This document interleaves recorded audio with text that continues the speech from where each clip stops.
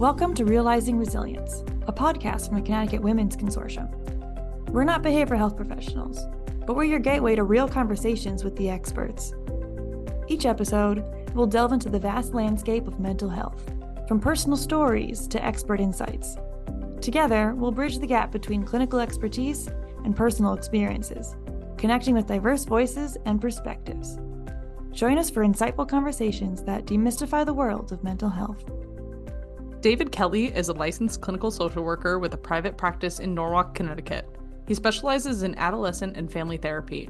David has worked at the adolescent unit at nationally recognized hospitals such as Silver Hill Hospital in New Canaan, Connecticut. He has a broad range of expertise, including a focus in cognitive behavioral and dialectical behavioral therapies. He was also an adjunct professor at Southern Connecticut State University, where he taught at the Master's School of Social Work. David created the class and syllabus for their adolescent therapy course and has also taught psychopathology. Welcome back to Realizing Resilience. My name is Alana. And I'm Marissa. And today we have the pleasure of speaking with David Kelly, who is an LCSW. So thank you, David, for joining us today. Oh, my pleasure. I love the work you guys do. Thank you. So first and foremost, your career has been kind of expansive and has covered a lot of different settings, from hospitals to private practice and even teaching college. So over the years, how have you seen youth mental health change, especially with the implications of social media and technology? That is a fantastic question. So yeah, I started in the early 2000s. I've been in private practice about a dozen years now. And one of the biggest things I've seen, even before COVID, was that a lot of kids, young adults, there's a unique kind of sensitivity, which on the one hand, I think is really great. I love that kids are empathetic to other kids. I love that people are caring about other people, but that same sensitivity also makes them almost like a little less resilient in some ways to some of these things that are part of our, like, they have to navigate in their daily world, like, the topic I'm talking about, which is cyberbullying. And then after COVID, what I saw a lot of was regression. I saw a lot of young adults kind of losing a couple of years almost. So if I was seeing a 14-year-old, he would now kind of present to me more like a 12-year-old almost, with his social and emotional, like where he was with that stuff. And I thought that was really, really interesting. And it makes sense if you think about it. I mean, kids were really kind of shuttered for 2 years.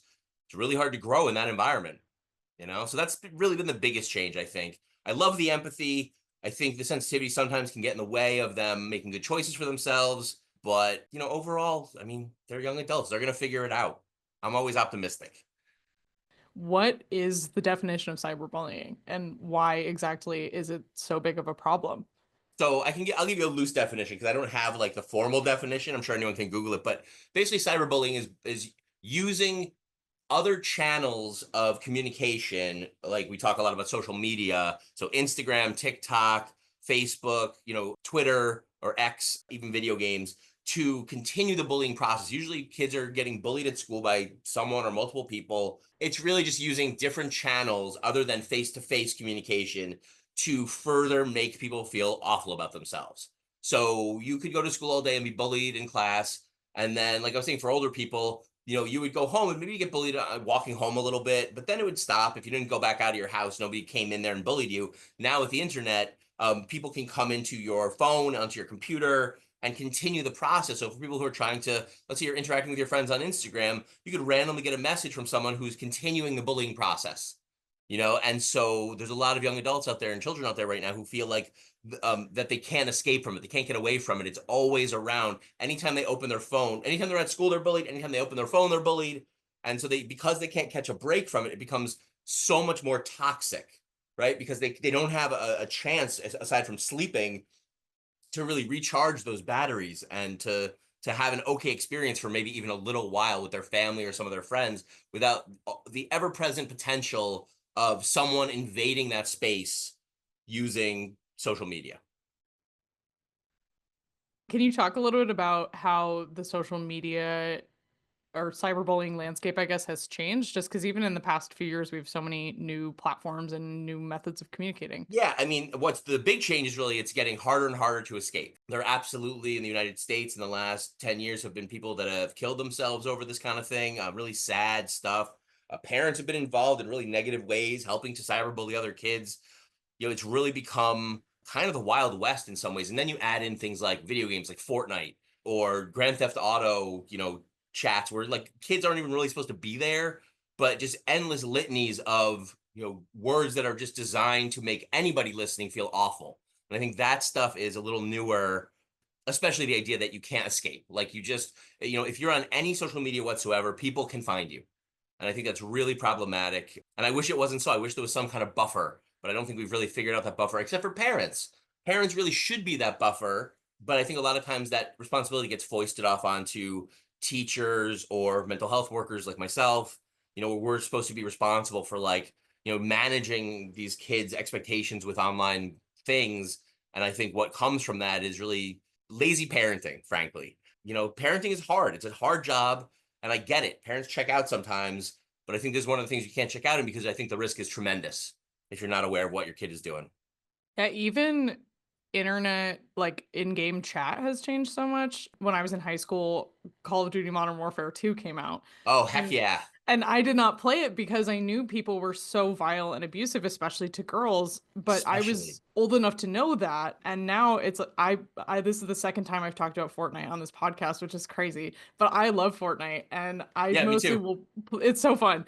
I mostly will play with my friends or by myself, but I've played in random groups before, and there are children who like legitimate children in there, and it's I know the terms of service have changed, but it's crazy how open that kind of communication is to literally anyone now. Right, right. And one of the things you have to remember, it's interesting. So all of these platforms have this really unique way of getting kids to be engaged. And the number one way that we get kids to engage is to give them little bits of dopamine as they do things. Dopamine is a neurotransmitter in our brains, and it's a feel-good thing. Like normally the process for your brain to give you dopamine is time plus effort equals a little squirt of dopamine. You feel good. So like if you were someone in Little House on the Prairie days, you'd go out and you'd spend all day and you'd hunt down a deer and you'd bring it home to feed your family, and you'd get a nice hit of dopamine as you watched your family like eating around the table. Now dopamine comes from engagement in a lot of these things where we bypass all of that hard work stuff and it just becomes swiping endlessly because maybe the next video is going to be the best video you've ever seen. Right. Or, loot crates in Fortnite, for example, things like that, where they keep you engaged by, loot crates are a little bit like gambling, where it's like, I don't quite know. I could get the best thing in the game. I could get the worst thing in the game. I don't really know. But all of these things have been shown over countless studies to give us these squirts of dopamine. So I think that the people who make this stuff really are aware that that's how they engage. And in effect, what we're actually doing is we're kind of rewiring our brains to expect dopamine from much more mundane settings than our brains are actually designed to give us dopamine for. It used to be a full day thing, or you pass the bar. You're a lawyer now. You're a doctor now. You get a tremendous amount of dopamine from that. And now it's like just swiping and finding a video you like will give you dopamine in these little tiny amounts.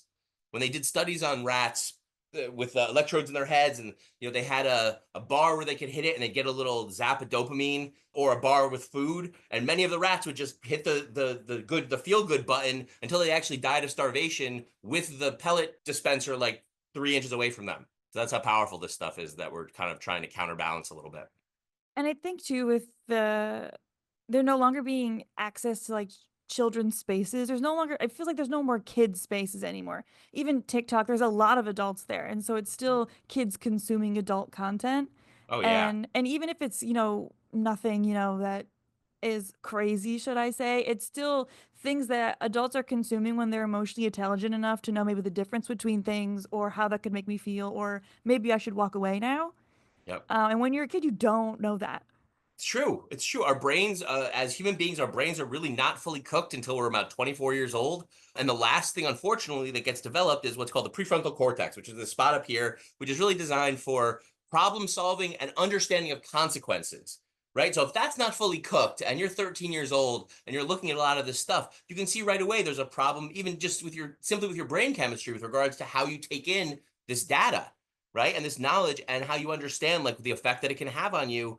That understanding with some young adults is almost non-existent, which again makes it so important for us as adults, caretakers or parents to kind of step in and be able to say like, look, this is not appropriate. And here's why. You have to figure out how to like manage this in a way that's more effective for your child, because they can't manage it on their own. They're just not equipped. It's not their fault. They're just not equipped. Frankly, I've also worked with adults who have like lost jobs because they couldn't get off of social media. things like that. So, I mean, we like to think that as adults, we kind of have it all together in these particular ways, but a lot of us actually don't, and so it becomes an even bigger problem, I think. I mean, my talk is going to be focused on young adults, how parents can better inform their children, but like, this is not uniquely a child problem, this idea of, new social media that gives you little drips of dopamine all the time.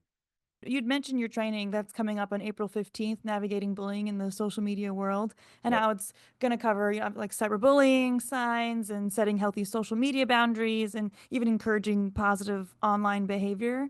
So, Yes. how do you think this training can help clinicians who don't directly work with the youth and or people of younger ages? How can that help them empower even their adult clients to better support the young people in their lives? It's a great question. Right. So there's a unit in there that is really just designed for people to kind of disseminate information to their children, right? Or for workers to disseminate the information to parents who are then going to give it to their children, right? Some framework about how they can structure these things that's going to be a little bit more effective than maybe no structure at all.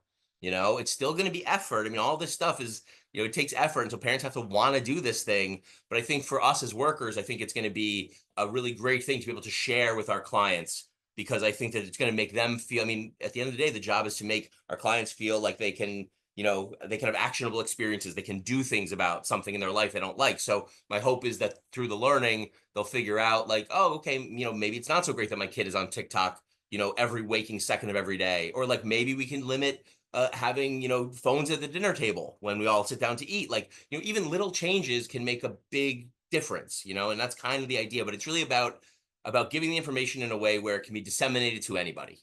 It can be passed along in any fashion you like to your colleagues, to your kids, to clients' kids. That's my hope. What are some of the practical skills and tools that are going to be taught in this training? Sure. So, some of the things we're going to talk about are things like boundary setting, things like scheduling, right? Which are all ways to have your children understand that there are times in every day where they're maybe not going to be allowed to be online at all, right? And they have to stare at the wall until they get a little bored, and then they decide they're going to go read a book, or they're going to go ride their bike, or they're going to go do something else. I tend to work in a lot of very practical knowledge without a lot of props, just things you can do to kind of tighten up these certain areas. Like, for example, I said before, no phones at the dinner table. That's a great, easy one. You get a little bit of pushback, but it's going to be valuable at the end. And I'm also going to talk a little bit about how to deal with that pushback, because social media, when you have something that gives you little drips of dopamine all the time, and your parents don't give you little drips of dopamine all the time, it's much more compelling to be online than it is to sit around a kitchen table with your parents, right? So also some of the ways that we can increase engagement face to face, and we can also encourage our kids to not be online, all the time, by putting good rules and boundaries in place that say this is not acceptable in our house. And also talking to our kids, getting to understand, like, are they being bullied? Are they hiding this stuff from us, right? It's really important that we know this. Some families that don't create fostering environments for communication, like, don't necessarily get that information unless a teacher tells them or the school social work tells them, something like that, which is also a huge problem. So talk a very brief bit about how to engage more with your family and how to create lasting patterns that can really help to have when something goes wrong, your kids are going to come to you more and say, look, I have a problem. How do I get out of this problem? Rather than just trying to figure it out with their friends or by themselves. And I think with fostering those skills and those tactics too, one thing about the internet is it's so isolating. You are connected to so many people, but you're also so alone while you're doing it. And Yeah, I think that good point. it makes the real world seem even bigger in a scarier way. Yes. And so it makes you feel like you have to go through these things by yourself because you're the only person that exists. Yeah, I think that's beautifully said. Right. I think you hit the nail right on the head there. And I think that becomes a separate problem that is very closely aligned to this, where a young adult doesn't feel like they have any outlets, any people to turn to who they can trust and talk to about this stuff. So again, the idea is to foster these kinds of things, have family, spend time when your kids are, hopefully, if your kids are young enough, you can spend time with them on a daily basis, a regimented kind of thing. My family tends to watch TV together at night, or we have a book series we listen to, the audio version of. And I think these things really carry forward when we watch television after my youngest son goes to bed. And we watch television with my 13-year-old. Quite often we'll stop whatever show we're watching, and he'll begin to just spontaneously talk about his day in a way that we would never get otherwise. But it's that level of comfort of sitting there and being relaxed and no one kind of giving you a hard time about anything that frees up our kids and lets them be able to say, hey, I had this experience at school today. Let me tell you about it. You know, I think that's the stuff that gets us the longevity we're looking for. And even if during adolescence, our kids, you know, our voices are like nails on a blackboard to our kids, the hope is they still are able to come back around and still utilize us if they're in a situation where they need adult intervention of some sort, you know, but it doesn't happen by itself. It's not magic. You know, it happens through investing. Like I once had a parent say to me in a session, a family session, you know, David, why don't you tell me and my wife the one thing that every parent who's doing this job right, what do they have in common? And, you know, I'd never been asked this question before, but I thought to myself for a second, and I basically said to him, they're all exhausted all the time. And he looked at his wife, and they both kind of silently nodded at each other, like, yeah, okay, that makes sense. We're not exhausted all the time, or we clearly could be doing more, you know? And I was like, hey, home run for me. What a great off the cuff. But I think that's really stuck with me, and I've used it in years past. And I think it really resonates with parents. I think the idea is this is it really has to be a tireless job if we want to do it well, to parent our children. And it's endless and it's difficult. And sometimes it's even diametrically opposed to the job that our children are supposed to do, which is break away from us as best as they can during their adolescent years. And we're supposed to make sure they do it in a safe way. And the last thing they want to do is be safe, because part of their job is testing their boundaries and limits. So we just have to acknowledge that, like, there are going to be times we don't see eye to eye, but as the executive authority in a household, as parents, it still becomes our job to try to make the best choices we can for our families. An interesting thing that you're adding to this conversation too that people don't talk about enough is fostering the understanding of why you're removing social media from X scenario. Absolutely. Because I feel like so much anyway of just talking to kids and helping them feel empowered is explaining why you're doing things. Like that goes such a long way to just say, I'm not doing this because I hate you or because I want you to have a bad dinner. Right.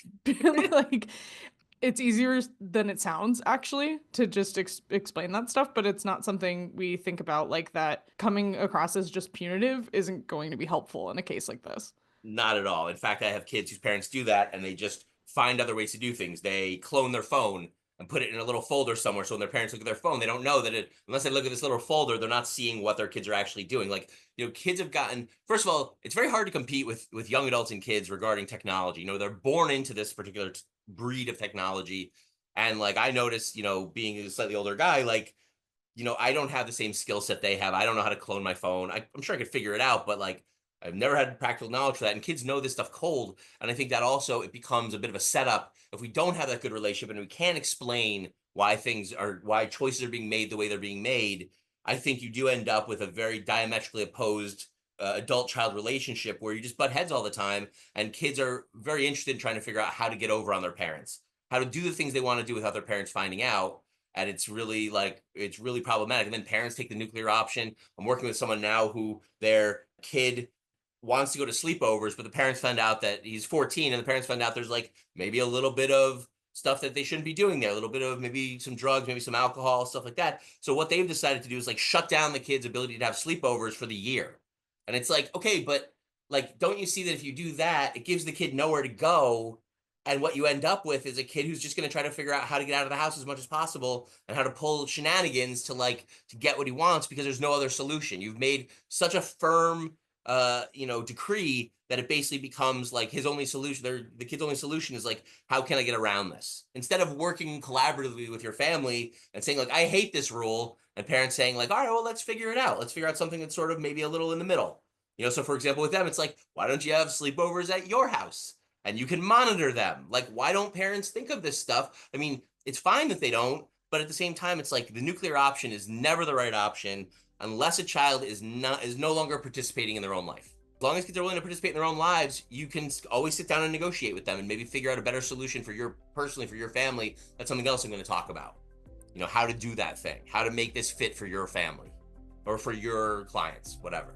Thank you so much. That was a ton of awesome information. You're very welcome. You guys are pros. This is fantastic. I really had a great time. Yeah, I appreciate you talking with us. I could probably go on for the rest of the day about Seriously. this. Yeah, I could talk for a few more hours about this. I'm ready for Tuesday. Good. I'm glad. Links will be in the description to learn more about David and sign up for his upcoming training, Navigating Bullying in the Social Media World, on April 15th. Check out our links below to keep up with us at the Connecticut Women's Consortium. Thank you for tuning in today, and we'll see you next time.